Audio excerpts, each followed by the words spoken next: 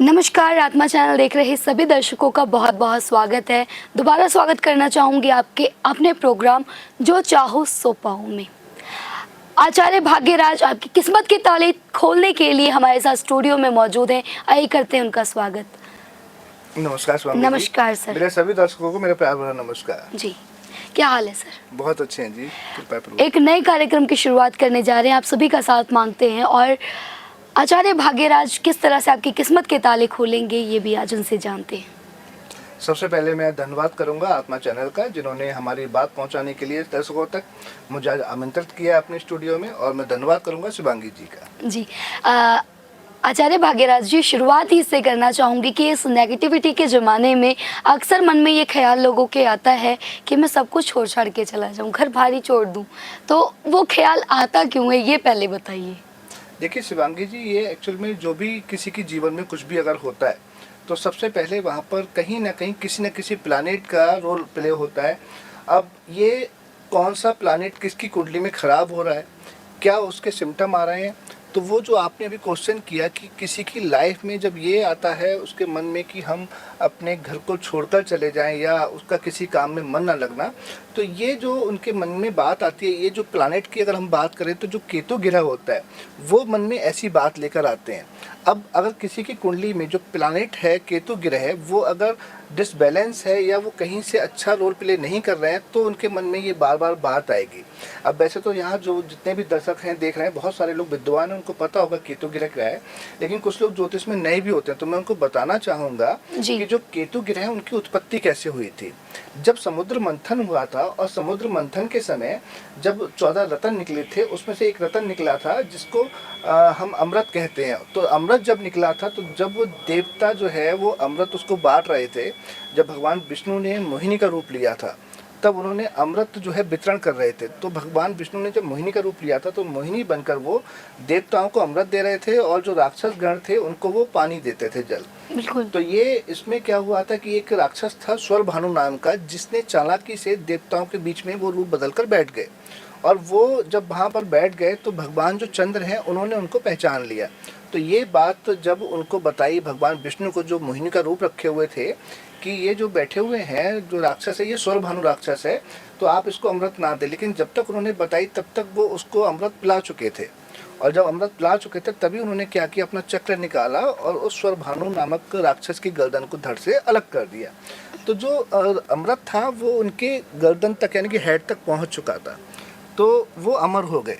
अमर होने के बाद में फिर उनको ग्रहों में स्थान मिला, तो यहाँ पर दो बने, जो ऊपर हेड था वो राहु बना और जो धड़ था वो केतु बना। जी। तो केतु जो है वो केतु के पास में अपना धड़ तो है लेकिन उसका सर नहीं है। अब जब सर नहीं है तो बिना सर का आप समझ सकते हैं जो एक बॉडी होती है वो क्या होती है, उसके पास में अपना दिमाग नहीं होता, उसके पास में अपना सोचने समझने की शक्ति नहीं होती। बिल्कुल। तो तभी कहते हैं कि जब किसी का केतु खराब होता है तो उसके जो सिम्टम नज़र आते हैं, अनचाहा कहीं पे जाना पड़ सकता है उसको, वो फालतू इधर उधर मूव करते रहते हैं, उनको ये नहीं पता कि हमारा गंतव्य क्या है, हमने पहुंचना कहाँ तक है।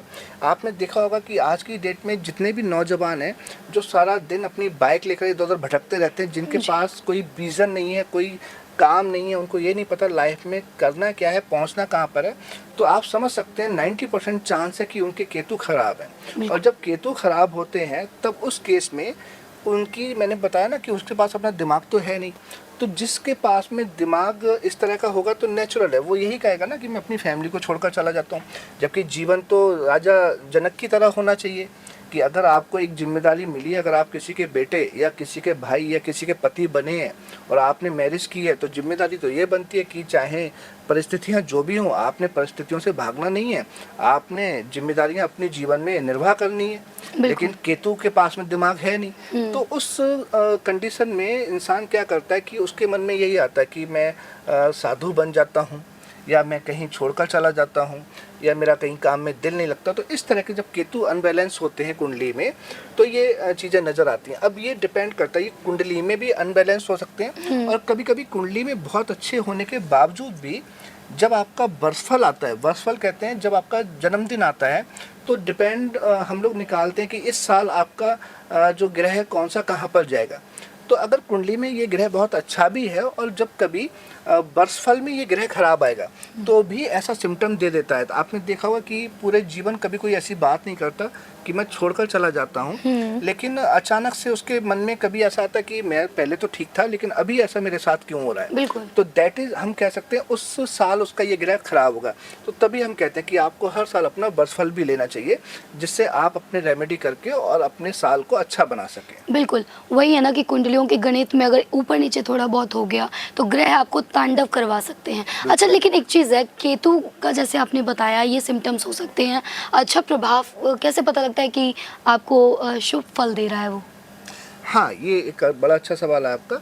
केतु ग्रह, अब जैसे हमने कहा खराब होगा तो ये लक्षण नजर आएंगे। जब केतु अच्छा होता है तो उसके और क्या लक्षण होते हैं। जब केतु अच्छा होता है तो इंसान कभी भी अपनी जिम्मेदारियों से दूर नहीं जाता। केतु अगर अच्छा होता है तो उसको हम कह सकते हैं समाज में मान सम्मान बहुत प्राप्त होता है। हालांकि मान सम्मान के जो कारक हैं वो सूरज ग्रह भी हैं, लेकिन केतु का भी अपना बहुत बड़ा रोल है। क्योंकि मैंने कहा ना, जब केतु आपके अच्छे होंगे तो वो आपको फालतू में भटकाव नहीं देंगे, और जब आपके मन में भटकाव नहीं होगा तो आप अपने काम, चाहे वो आपकी समाज के प्रति जिम्मेदारियां हों, चाहे परिवार के प्रति जिम्मेदारियां हों, चाहे आपके अपने कार्यभार जो आप अपनी शॉप चलाते हैं, जॉब करते हैं, वहाँ के प्रति जिम्मेदारियां हों, तो आप उनको बड़े अच्छे से कर पाते हैं। और जब जीवन में आप अपने सारे ही काम इतने अच्छे से करते हैं तो ऑब्वियसली कि आपको सम्मान, आप सम्मान के पात्र बन जाते हैं। तो जब केतु अच्छा होता है तो ये बहुत ही अच्छा सम्मान दिलवाता है। आप अपने कार्य सभी समय पर पूरे करते हैं, बहुत ही अच्छा रोल प्ले करता है। बिल्कुल। अच्छा, लेकिन जब केतु ग्रह हमें प्रभावित करता है तो क्या ये बीमारियां भी देता है? किस किस तरह की अगर बीमारियां होंगी तो होंगी? देखिए, एक अकेला केतु ही ग्रह बीमारियां नहीं देता जी। जितने भी हमारे 9 के 9 प्लानिट हैं, हर प्लानिट की अपनी कोई ना कोई डिजीज़ होती है। वैसे तो जो जितने भी प्लानिट हैं वो, उनकी हर ग्रह की बहुत सारी लाखों वस्तुएं होती हैं, उनके बहुत सारे कलर होते हैं, उनकी बहुत सारी वस्तुएं होती हैं, घर में भी बाहर भी। तो इसी तरह से हर ग्रह की एक एक डिजीज़ होती है, और जब वो ग्रह खराब होता है तो वो बॉडी में आपके लक्षण नज़र आते हैं। ये आपका बहुत अच्छा सवाल है। हम आपको बताना चाहेंगे दर्शकों को कि आपको अगर कुंडली देखना नहीं भी आता, अगर आपको नहीं पता कि केतु ग्रह को कुंडली में कैसे देखते हैं, तो हम आपको बताना चाहेंगे कि अगर ये सिम्टम आपके पास हैं, अगर ये बीमारियां कहीं से आपकी, अभी जो हम आपको बताने जा रहे हैं बीमारियां, इनमें से कोई भी डिजीज़ आपको या आपके परिवार में, आपके आस पड़ोस में किसी को है, तो आप पता लगा सकते हैं कि कहीं ना कहीं ये केतु ग्रह उनको खराब कर रहा है। अब केतु ग्रह जब खराब होता है तो क्या डिजीज़ दे सकता है? केतु ग्रह जब खराब होता है तो आपके पैरों में पेन हो सकता है। केतु ग्रह जब खराब होता है तो आपके कान में कोई दिक्कत हो सकती है, ईयर में। केतु ग्रह जब खराब होता है तो आपकी जो रीढ़ की हड्डी है उसमें कोई समस्या हो सकती है। केतु ग्रह जब खराब होता है तो क्या कर सकता है ये आपको, कि जो आपका मूत्राशय में जो आपका यूरिन निकलता है वो पीला आना शुरू हो जाता है, या उससे संबंधित कोई बीमारी हो जाती है। तो ऐसे बहुत सारी डिजीज़ होती हैं एक ग्रह की। अगर ये कोई आपको नज़र आती हैं तो आपको पता लग जाता है कि मेरा ये ग्रह अनबैलेंस है। अच्छा, डिसीज़ बता दिए, सिम्टम्स भी बता दिए, कोई यूनिवर्सल उपाय है कि सबको रिलीफ मिल सकता है? बिल्कुल जी। देखो, तभी हम कहते हैं astrology is a very big science. जो ज्योतिष है, ज्योतिष को बोला ही इसीलिए गया है ज्योतिष, यानी कि ईश्वर की ज्योत। तो ये हमारे बहुत जो पुराने ऋषि महाऋषि पहले हुआ करते थे, उन्होंने बहुत ही मेहनत से ग्रंथ बनाए और उनमें उसको उपायों को भी दिया है, और ज्योतिष के बारे में उनको बताया भी है सभी कि भाई ज्योतिष क्या क्या ठीक कर सकता है। तो हर ग्रह के लिए उपाय बने हैं। लेकिन यहाँ हम आपको ये बताना चाहेंगे कि अच्छा तो तभी रहता है कि आप किसी अच्छे ज्योतिषी से अपनी कुंडली का विश्लेषण करवा कर ही उपाय करें, क्योंकि यहाँ पर क्या है, एक तो होते हैं बेसिक उपाय, वो भी काम करते हैं, हम आपको बेसिक उपाय ये भी बताएंगे, लेकिन डिपेंड करता है कि कुंडली में आपके जो केतु ग्रह हैं वो कौन से घर में बैठे हैं, कुंडली के 12 खाने होते हैं, और किस राशि के साथ बैठे हैं, उन पर कौन कौन से ग्रहों की दृष्टियाँ हैं।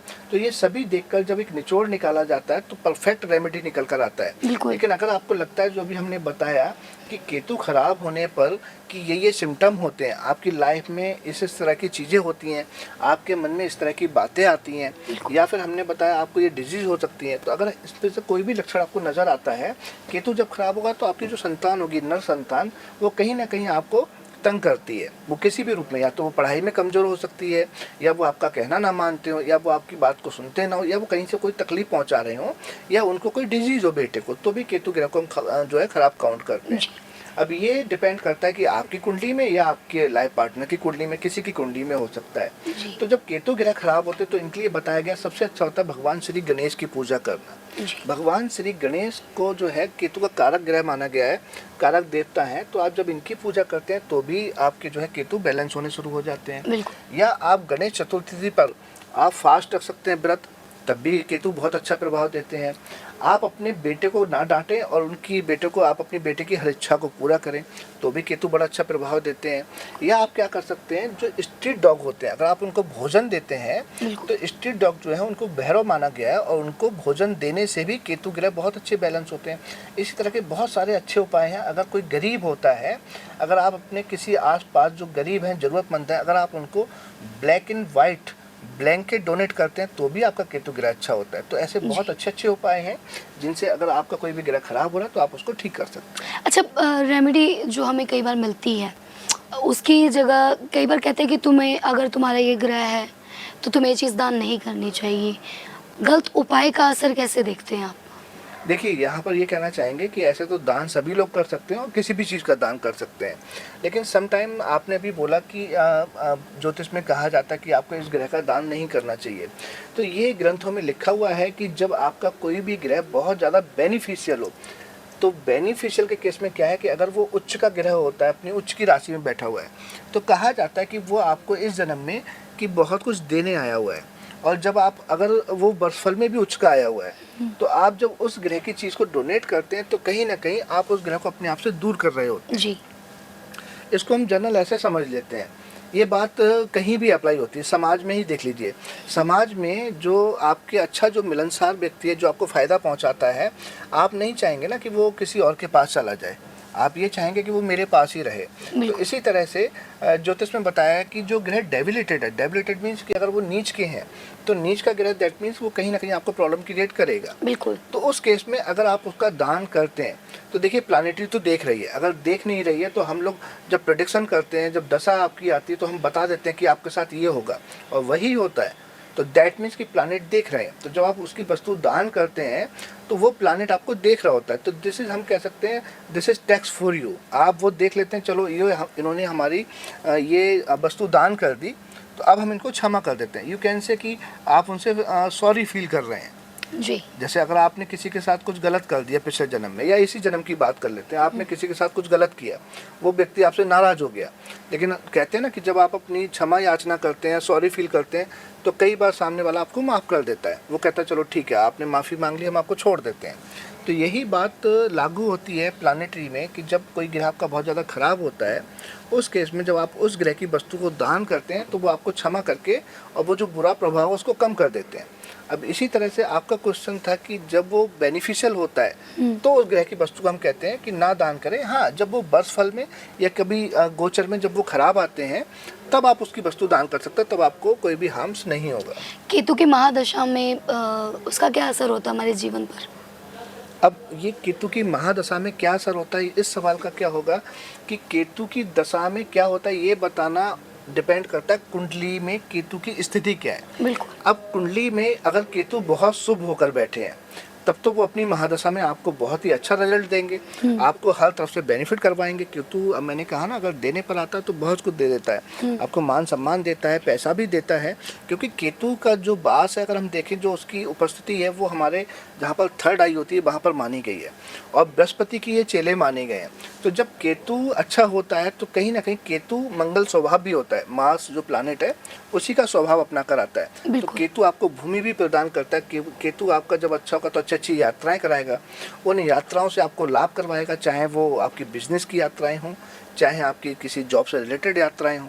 और जब केतु ग्रह आपकी कुंडली में खराब होगा तो अपनी दशा में वो सारी चीज़ें करेगा नेगेटिव, जो हमने आपको भी पहले बताई थी। जी, लेकिन जो लोग कुंडली में विश्वास ही नहीं करते उनको क्या कहेंगे? देखिए, जो लोग विश्वास नहीं करते उनके लिए मैं सबसे पहले तो ये कहना चाहूँगा कि अगर आपको विश्वास नहीं है ज्योतिष में, तो एक, अगर आपके पास में अपनी डेट ऑफ बर्थ टाइम है प्रॉपर, तो आप हमें दीजिएगा, हम आपको बताएंगे आपके बारे में तब शायद आपको पता लगेगा कि आपके बारे में जितना आपको खुद को नहीं पता था उतना हमने बता दिया। तो एक तो ये चीज़ें हैं वो आंखें खोल देती हैं कि हाँ, एस्ट्रोलॉजी पूरा काम करता है। और दूसरा जो ज्योतिष है ये बना उन लोगों के लिए है कि जो बहुत ज़्यादा एम्बिशियस हैं।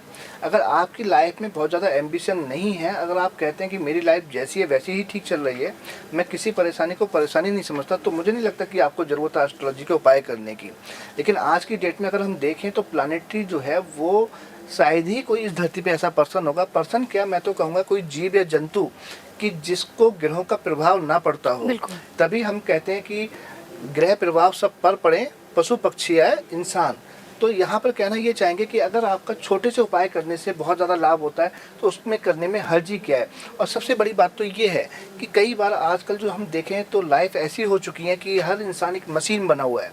सुबह उठना, फटाफट जल्दी से नहाना धोना, अपने काम पर भागना, रात को लेट नाइट आना और फिर खाना खाकर सो जाना। तो सम टाइम उनके हाथ से वो एक दान पुण्य हो जाता है जो हम लोग बताते हैं, और वो एक दान पता नहीं लाइफ में आपको कहाँ पर लेकर जाएगा, कितना बेनिफिट करवा देगा।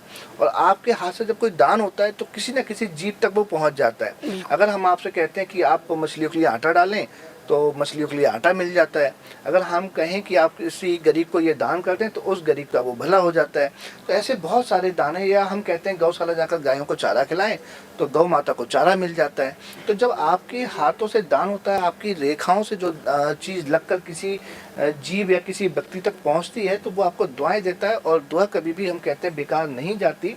एक दुआ हो सकता है कि आपको लखपति बना दे, एक दुआ हो सकता है आपको करोड़पति बना दे। तो मेरा कहना तो यही रहेगा कि आप अगर ज्योतिष में विश्वास नहीं रखते हैं तो एक बार ज्योतिष का सहारा लेकर देखें, ज्योतिष को फॉलो कर देखें। आप देखेंगे डेफिनेटली आपको लाइफ में बहुत अच्छा लाभ प्राप्त होगा। अच्छा, आपने कहा सिर्फ एक दान जीवन बदल सकता है, लेकिन कई बार जो ज्योतिष होते हैं कहते हैं कि 5 शुक्रवार ही करना है, 5, 3, 9, 12, 11, ये गिनतियों का क्या असर होता है कुंडली पे? देखिए ये बताए जाते हैं कि आपकी कुंडली में कौन सा ग्रह कहाँ पर बैठा हुआ है और कितनी तरह से वो दूषित है। बहुत ज़्यादा दूषित है तो कई बार क्या होता है कि उनकी क्वांटिटी होती है। मैं आपको इसका एक एग्जांपल दे देता हूँ। मान लीजिए कि बृहस्पति आपकी कुंडली के खाना नंबर 6 में है, तो हो सकता है कि एक बार जब आप दान करें तो वो उतना काम ना करे। तो हमारे ज्योतिष में ग्रंथ में बता दिया गया कि आप लगातार क्या करें कि अगर बृहस्पति 6 में है तो 600 ग्राम चने की दाल पीले कपड़े में बांध के आप लगातार 6 दिन मंदिर में दें। क्योंकि जो छठा घर होता है वो पलट के दूसरे घर को भी देखता है और दूसरा जो घर होता है वो मंदिर का होता है।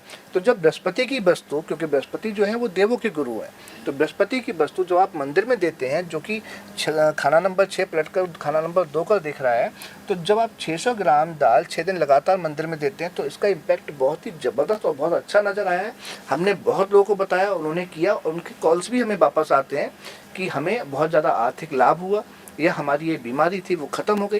तो इस तरह के बहुत साक्षात प्रमाण हैं, आप एक बार करके देखें, आपको अतिशीघ्र लाभ प्राप्त होगा। केतु अगर अपने पीक पॉइंट पे हो, एकदम कह सकते हैं कि दुष्प्रभाव का अंत हो चुका हो, तो क्या उस टाइम क्या कर सकता है इंसान? कहते हैं कि बीमारी का भी अगर सही टाइम पे इलाज नहीं होता है जी तो आगे। देखिए, मैं आपको बताना चाहूँगा कि आपने ओशो के बारे में सुना होगा। ओशो बहुत ही अच्छे एक हम कह सकते हैं दार्शनिक बने थे और बहुत ही अच्छे साधु संत बने थे। तो उनके पीछे रीज़न ही यही था क्योंकि उनका जो जन्म हुआ था वो केतु की महादशा में हुआ।